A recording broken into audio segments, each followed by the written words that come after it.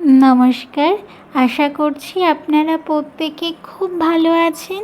আমার নতুন আরও একটি ভিডিওতে আপনাদেরকে অনেক অনেক স্বাগত জানাই।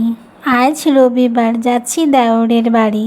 বাড়ি থেকে আমরা তৈরি হয়ে বেরিয়ে পড়েছি। একটু পরেই আছে আমাদের বাসে করে যাব বাজারে, সেখান থেকে অটোয়। আজকে আমরা যাচ্ছি আমার দেওরের বাড়ি। আমার দেওর আমার বাড়ি থেকে অনেকটা দূরে থাকে, ওই ধরুন 2-2.5 ঘন্টা তো লেগেই যাবে। নিহারিকা অনেক দিন ধরে বায়না করছিল বুনুর সাথে খেলতে যাবে। আজকে যেহেতু রবিবার সেহেতু নিয়ে যাচ্ছি, আর কাল সকালে একবারে ওকে ওখান থেকে রেডি করিয়ে স্কুলে ছেড়ে আসবো। সেইভাবে সকালবেলায় বেরোবো। রবিবারের দিন সারাদিন ছুটি থাকবে, ও খেলতেও পারবে দুইজন একসাথে। তাই সেই উদ্দেশ্য করেই আজকে রবিবারের দিন বেরোনো।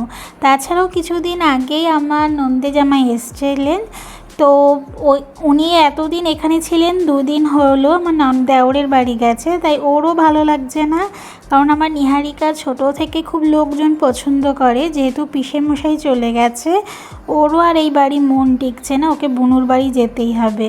আমরা প্রায় আমার দেওরের বাড়ির কাছাকাছি। অটোয় চলে এসেছি। আমার দেওর আসবে বাজার পর্যন্ত নিতে। ওদের বাড়ির আগে একটা ছোট্ট বাজার পড়ে, সেখানে আমার দেওর আসবে, আর আমরা অটো করে সেই পর্যন্তই যাব। দেখছেন এইদিকে না খুব একটা কৃষিকাজ বা জমির কাজ খুব একটা হয় না, তাই জমিগুলো এরকম খালি পড়ে থাকে। এখানে যেমন লাল মাটি, ঠিক তেমন জলেরও সমস্যা। আর দেখছেন কীভাবে সব ক্ষেত এখন খালি। কিছুদিন আগেই ধান কাটা হয়েছে, তো তাই জন্য এরকম সব ক্ষেতগুলো খালি। যখন ধান গম জমিগুলোতে বয় তখন কত সুন্দর যে লাগে চারিধার। আর আমার নিহারিকা এই যে অটোয় করে খালি ব্যস্ত হয়ে যাচ্ছে। কতক্ষণ লাগবে মা পৌঁছোতে, কতক্ষণ লাগবে? একটু তো সময় লাগবে না? রাস্তা যেহেতু অনেকটা, আমাদের বাড়ি থেকে প্রায় 40-45 কিলোমিটার। আর দেখুন এই আম গাছগুলো, এখানকার আম গাছগুলো এত দারুণ লাগে, এত ঝাঁকড়া হয়ে থাকে ক্ষেতের মাঝখানে, তাই খুব ভালো লাগে। আর দেখুন কি দারুণ লাগছে। কিন্তু আজকে রোদটাও অনেক, যেহেতু রোদ অটোর মধ্যে এসে পড়ছে সেহেতু একটু অসুবিধে তো হচ্ছে, কারণ এখানকার রোদ হয় অনেক পরিমাণে, তাপমাত্রাও থাকে। আর নিহারিকার দিকে ঘুমও পাচ্ছে।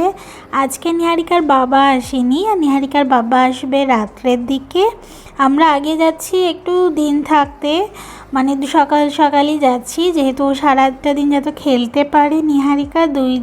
দুই বোন একসাথে হয়ে। আর যেহেতু বাবা রাত্রে আসবে, আমরা সকালবেলায় নিহারিকার স্কুল টাইমের আগে আমরা বেরিয়ে যাব ওকে এখান থেকে তৈয়ারি করে। ওই দেখুন দূরে দেখেছেন সর্ষের ক্ষেত, কী দারুণ যে লাগছে, তাই না? চলুন, এই তো প্রায় পৌঁছে গেছি। আর ওই দেখুন দূরের পাহাড় ধীরে ধীরে দেখা যাচ্ছে।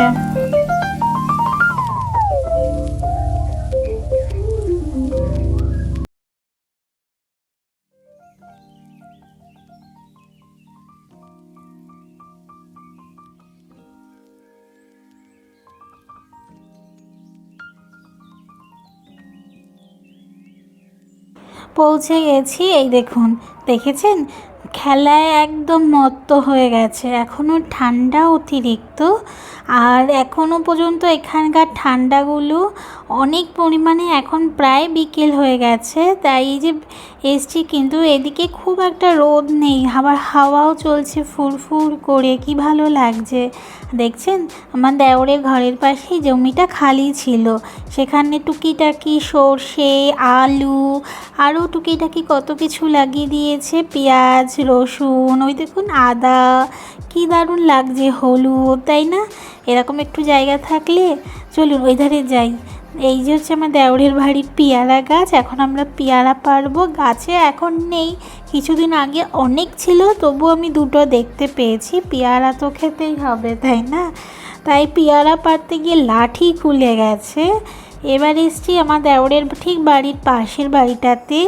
ওই পুকুরটার কী দারুণ লাগছিল। আর এরাও দেখুন এখানে সমস্ত জায়গায় কিছু না কিছু বাড়ির ওপর লাগিয়ে রাখে, কারণ এখানকার মানুষের বাড়ির জায়গাটা একটু যাদের বেশি আছে তারা কিন্তু এরকম টুকিটাকি লাগিয়ে নিজের খাওয়ার তো হয়ে যায়। এই দেখুন এই পাশে আলু আছে, এদিকে ধনে পাতা থেকে শুরু করে কত কিছু। তাই আমার গাছ যেহেতু খুব পছন্দ, তাই আমি একটু দেখতে এসেছি যে কীরকম গাছ হয়েছে, কেমন কি। আমারগুলো দেখতে খুব ভালো লাগে। আর দেখছেন আমার দেওরের এই দিকটায় বেশি যব চাষ হয়, এগুলো দিয়ে কিন্তু ময়দা তৈরি হয়, কিন্তু এরা ময়দা তৈরি করবে না, এরা গরু মোষদের খাওয়াবে। আর দেখুন লাউ গাছ, সব কিছু এত সুন্দর লাগছিল এদের বাড়িটা।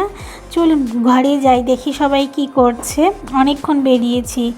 এদিকে তো দুই বোন খেলায় মত্ত হয়ে আছে, দুই বোনের মতন খেলছে দেখছেন। এরা দুইজন একসাথে হলে কিন্তু খুব মজা করে।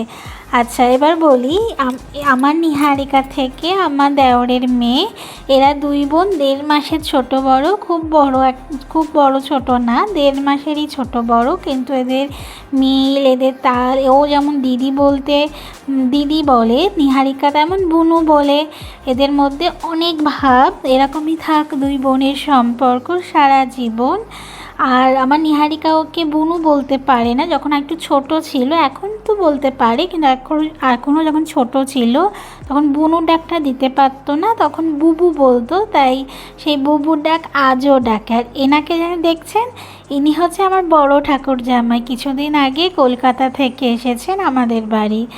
বেশ কিছুদিন আমার বাড়ি থাকার পরে 2 দিন এই বাড়ি এসেছে। এখন বেরিয়েছি একটু নন্দে জামাইকে নিয়ে আমার দেওরের গ্রাম ঘোরাতে। ওই দেখুন দূরে পাহাড়, গ্রামের রাস্তা। কার কার ভালো লাগে বলুন তো? আমার তো খুব ভালো লাগে। তাই নন্দে জামাইকে নিয়ে বেরিয়েছি দুইজনে মিলে ঘুরতে, আমার দেওরের গ্রাম ঘুরতে। আর দেখুন কি সুন্দর, তাই না? গ্রামের রাস্তাঘাট, পথঘাট খুব ভালো লাগে।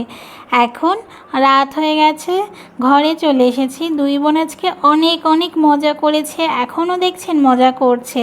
আর এই যে দুই বোন, আর তার সাথে যাকে দেখছেন আমার ছোট যা হচ্ছে, এই যে 3 জন এখানে খেলা করছে। আর দেখবেন এই দেখুন ওদের খেলাধুলার অবস্থা, যার যা মনে হচ্ছে তাই করছে। এরা দুইজন এই রকমই, একসাথে হলে কে কী করবে এগুলো বুঝেই পারে না। আর এই ভিডিওগুলো কিন্তু অনেক দিনের আগের ভিডিও, আমি এগুলো করে রেখেছি যে এখন তোমাদের সাথে শেয়ার করছি, এর জন্য কিন্তু কিছু মনে করো না। বেশ কিছু পুরনো ভিডিও আছে, সেগুলো ধীরে ধীরে আমি আপলোড করব। আর এই যে এনাকে যাকে দেখছেন, ইনি হচ্ছেন আমার দেওর, হচ্ছে আমার ছোট ভাই। এই তো দুইজনে খেলাধুলা করুক। চলুন আমরা ওই দিক থেকে একটু ঘুরে আসি। দেখুন দূরের ওই আলোটা এসে পড়ছে, সূর্য অস্ত গেছে, কি দারুণ লাগছে না দূরের এগুলো দেখতে। সত্যি খুব ভালো লাগছে, বাইরে ফুরফুরে হাওয়াও দিচ্ছে, তাই একটু দাঁড়িয়ে আছি। যাব এখন ভেতরে। তাহলে ভিডিওটি আজকে এখানেই শেষ করছি। সবাই ভালো থাকবে।